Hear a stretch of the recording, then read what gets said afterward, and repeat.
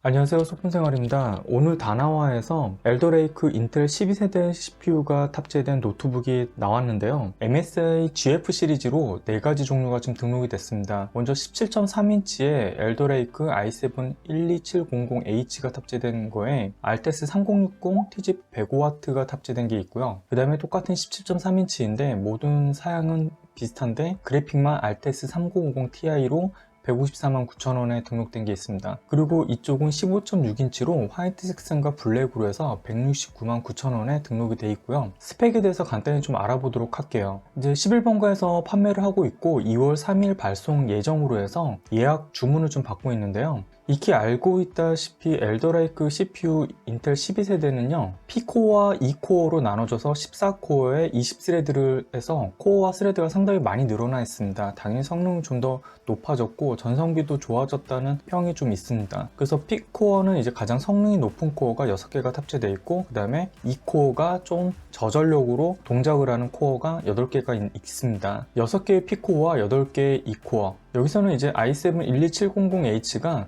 기존의 i7 11800H보다 30% 정도 성능 향상이 있다고 좀 나와져 있는데요. 일단 나와봐서 봐야 되겠지만 5800H보다도 상당히 좀 높은 성능을 보이는 것 같습니다. 전성비도 좀 좋은 것 같고요. 이제 그래픽은 알테스 3060이 탑재되어 있는데 슬림 모델임에도 무게는 좀 많이 나가요. 2.6kg 정도 17.3인치 제품이라서 무게는 많이 나가는데 TGP가 100W 정도 언저리 받게 되진 않습니다. 정상적으로 3060의 성능을 제대로 내려면 130W 가까이는 나와야 될 것 같긴 한데요. 그래서 좀 아쉬운 점은 이제 그래픽 TGP가 좀 낮다는 거고요. 그리고 이 제품은 1441Hz 고주사율 화면인데 액정은 풀 HD에 sRGB 100%인데 밝기가 250니트로 표기가 되어 있더라고요. 아마 실제 입고되면 정확한 게 나오지 않을까 싶긴 한데 일단은 스펙을 받아서 판매처에서 등록한 걸로는 250니트로 좀 어두운 액정을 좀 보여주고 있습니다. 그리고 여기서 보시면 DDR4 3200 메모리를 탑재했다는 거와 제가 나머지 스펙들을 보니까 기존 보드를 또 재탕을 했더라고요. 엘더레이크도 제대로 된 성능을 나타내려면은 DDR5 4800MHz 정도 되는 게 온보드로 탑재되어 있는 게 성능이 제대로 나올 건데 아직은 시기상조인 것 같고요. 포트 구성을 보면 이렇게 USB 3.2 A 단자가 3개 정도 있고요. C 단자 하나에 HDMI 단자가 있는데 포트 구성에서 C 단자가 좀 하나밖에 없는 건 좀 아쉬운 부분이고요. 그 다음에 인터넷 잭 하나도 있고요. 기존에 나왔던 슬림 MSI GF76 그 스워드 제품을 그대로 폼팩터를 이용을 해서 CPU만 지금 변경이 된 걸로 좀 보여요. 그래가지고 좀 아쉽습니다. 일단 여기서 이제 스펙표를 보시면 탑재된 CPU 보이고요. 안티글레어 패널에 10.3인치, 15.6인치는 동일합니다. 동일하고 1441Hz에 250니트 밝기로 되어 있는데요. 이 부분은 나중에 한번 변경이 되지 않을까 싶긴 해요. sRGB 100% 액정에 250니트를 거의 전 본 적이 없어가지고요. 다른 분들도 본 적은 없다고 하시더라고요. 250니트라고 나와는 있는데 실제 시청하면 300니트가 나올 수도 있고요.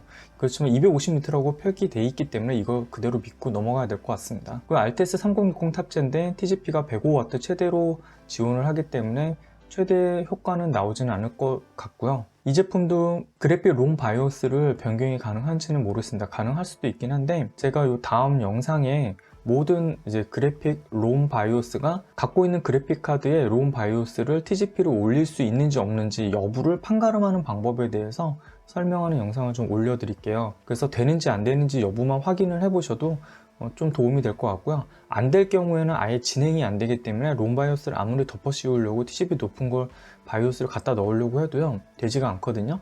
그 부분에 대해서 간단히 좀 설명을 드리겠습니다. DDR4 3200MHz 8기가 2개 듀얼로 좀 탑재되어 있는 것 같고요. 512GB SSD 탑재되어 있고 그 다음에 단자도 보면 이제 썬더볼트 지원되는 게 아닌 것 같아요. 이제 C 단자가 USB 3.2 이렇게만 나와 있기 때문에 이 엘더레이크도 USB 4.0이 지원되는 썬더볼트 4가 지원되어야 할 것 같고요. 이제 렘브란트 AMD CPU 같은 경우도 뭐 5월, 6월에 나오는 것들도 아마 대부분 보드 재탕한 것들은 기존의 것 그대로 사용을 하겠지만 보드 재탕하지 않은 모델은 제가 지난번에 설명드린 것처럼 USB 4.0에 PCI-4 익스프레스 4.0을 지원을 해가지고 SSD 속도도 대폭 좀 올라가고요. 램 속도도 상당히 올라가고 그리고 데이터 전송 속도도 굉장히 많이 올라가기 때문에 보드 자체가 아예 새로 바뀌어가지고 나오는 모델들이 있더라고요.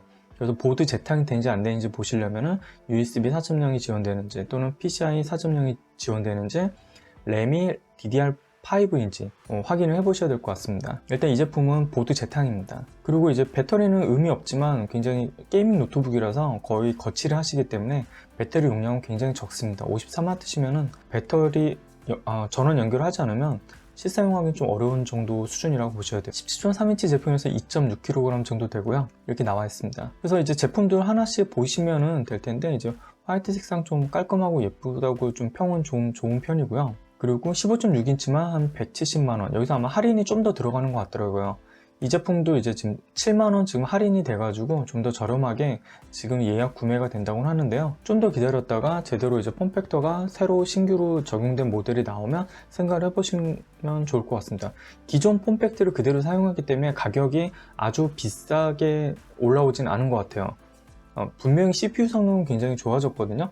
여기서도 이제 벤치 정보로 보더라도 여기서는 5800H보다는 뭐 16% 상승 정도 이렇게 나와 있긴 한데요. 25% 뭐 평균적으로 25% 성능 향상이 5800H보다 나와 있는 걸로 나와 있고, 그리고 참고적으로 엘더레이크 12세대 CPU 같은 경우 윈도우 11을 사용하시는 게 좀 좋아요.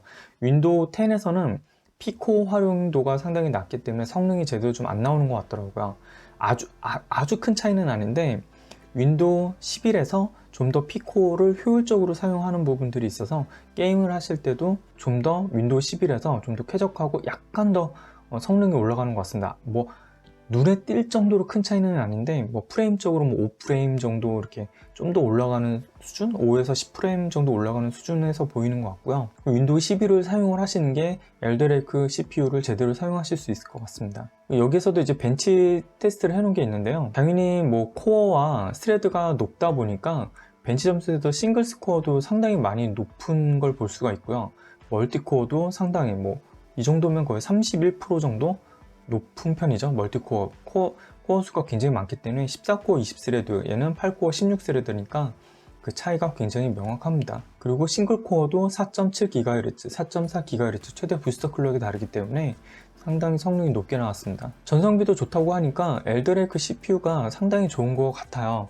일단은 저도 이제 좀 이따가 봐가지고 제대로 된 보드가, 이제 신규 보드가 적용된 거를 한번 딱 땡기는 게 있으면 이제 구매를 해가지고 리뷰를 좀 해볼 예정이고요. 아직 이 제품은 보드를 폼팩터를 재탕을 했기 때문에 크게 땡기지는 않습니다. 참고가 되셨길 바라겠습니다. 다음에 또 볼게요.